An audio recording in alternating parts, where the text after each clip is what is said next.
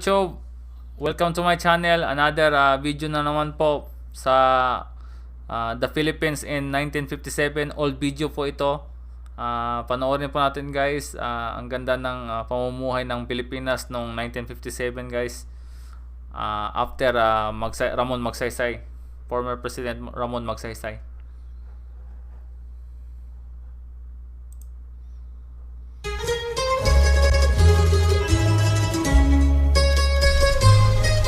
In the hill country, the land is often terraced for cultivation.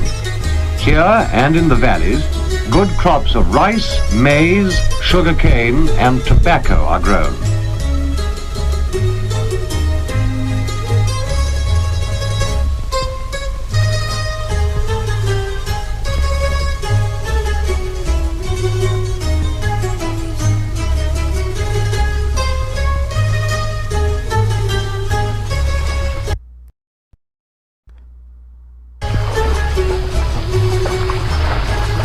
Here is a team of oxen and Filipino workers going out into the fields.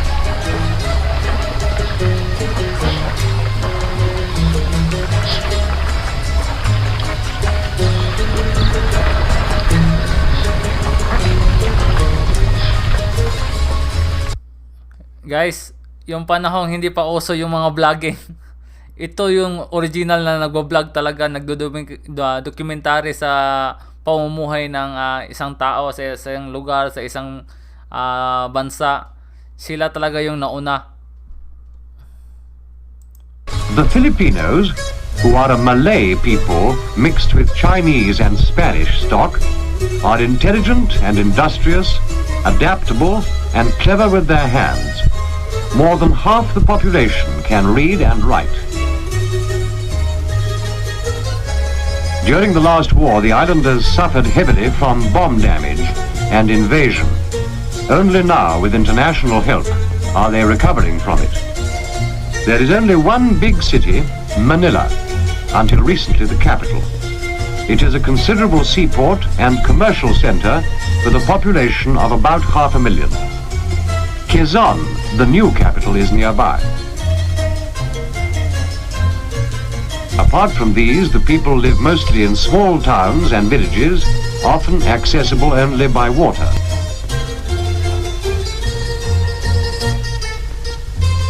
Here is a typical one. The Filipinos are nearly all Catholics. For centuries, the islands belonged to Spain. Indeed, their name derives from the Spanish king, Philip II. You can see the European influence in the way the people dress. And in their faces and physique, there is evidence of Spanish blood. A stream runs through this village, so that there is no lack of water. In fact, Guys, ang linis pa ng mga ilog dati. Kita nyo sila, naglalabas sila sa mga ilog lang. So ngayon, hindi na natin magagawa yan. Puwera na lang doon sa mga probinsya. Sa mga probinsya, may nakikita pa kung gumagawa ng ganyan. Parte sa Ilocos, kahit sa amin meron din. quite the reverse, so that houses are built on stilts as a protection against floods, and also against wild animals and snakes.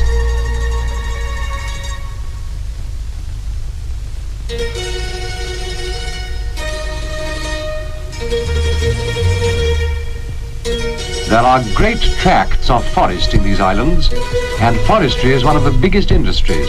Still in Parang ang mga kahoy parang parang mga pine tree. Hindi kaya to sa Baguio to kinuha sa Benguet. Mostly kinuha tong video na to sa sa Luzon eh. So may posibilidad na ganyang kahoy parang sa Benguet yata yan kinuha. process of being developed.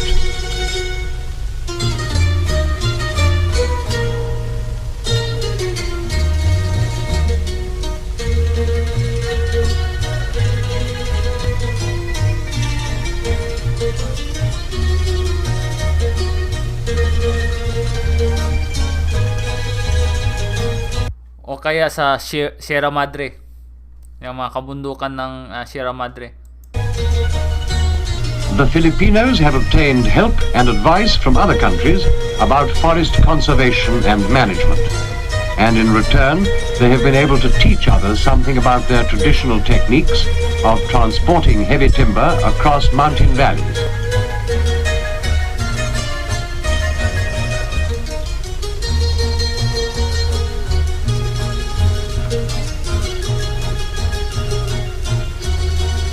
With such a wealth of timber, it is not surprising that paper making from wood pulp is another developing industry.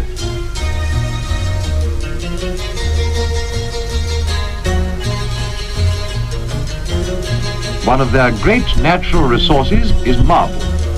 Outcrops of natural rock are found in many places, and the marble is quarried for building and other purposes. This is another considerable industry.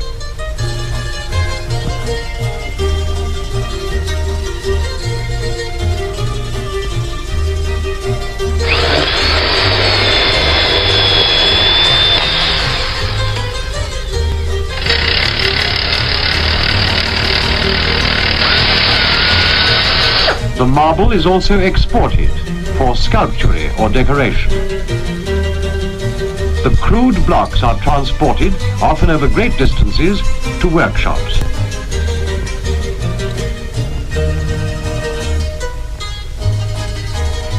Here the stone is cut by machine and then polished to bring out the beauty of pattern and grain.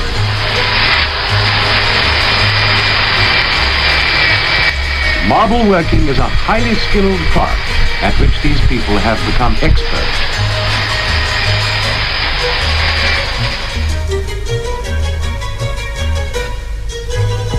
A traditional industry is the making of fine cotton textiles.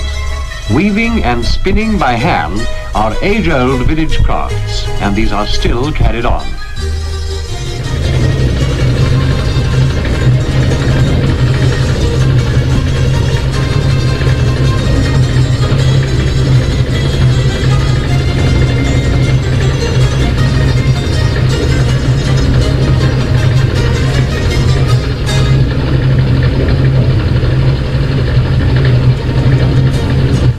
But the textile industry is now being developed on a much larger scale and, with modern equipment, producing fabrics of high quality for export. Yan yung ginagamit sa Barong Tagalog, guys, sa mga Pilipiniana na mga damit. Yan yung mga ano na yan, tela na yan. Another traditional village craft that is being developed into a modern industry is pottery.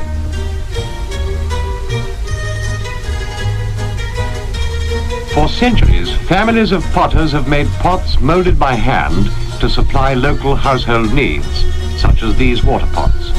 Naalala ko pa to, guys, banga. Yan yung ano namin, gamit namin sa inumin ng tubig dati, yung banga. So sa panahon ngayon, parang konti ka na lang makakita ng ganyang ano ginagamit sa inumin. Pero sa ano namin, sa probinsya namin, may makikita ka pa, pero mga iilan na lang, hindi gaanong karamihan kasi ngayon uso na yung ano mineral water dispenser, yung ganon. Kaya minsan ka na lang makakita ng ganyan. Pero meron pa rin.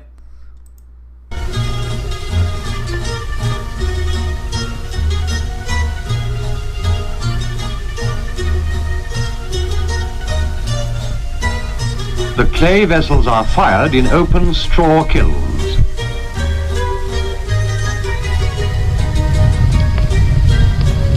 The straw is lit and allowed to burn through in a slow, smouldering fire that bakes the pots.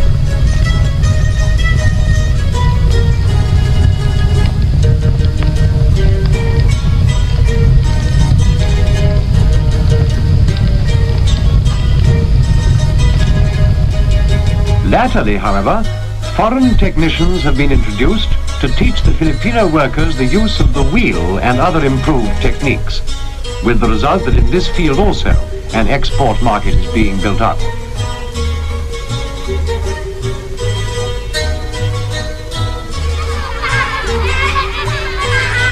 These, then, are some of the ways in which these vigorous island people are being helped to recreate for themselves a more prosperous life.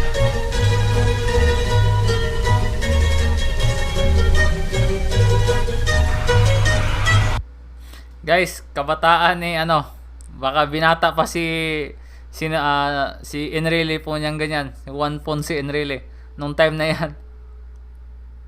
Legend talaga to si Manong Johnny.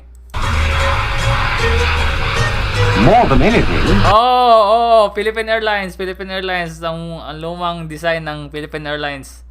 Galing. they have been quick to grasp the possibilities for them of the aeroplane, which has largely solved the problem of transport and communication for these scattered and inaccessible islands. See guys, Philippine Airlines.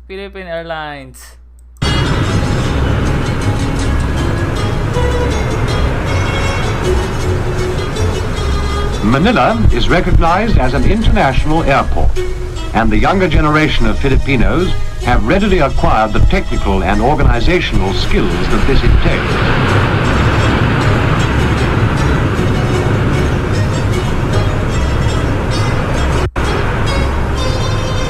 Thanks to the air, the Philippines are no longer cut off from each other and from the rest of the modern world.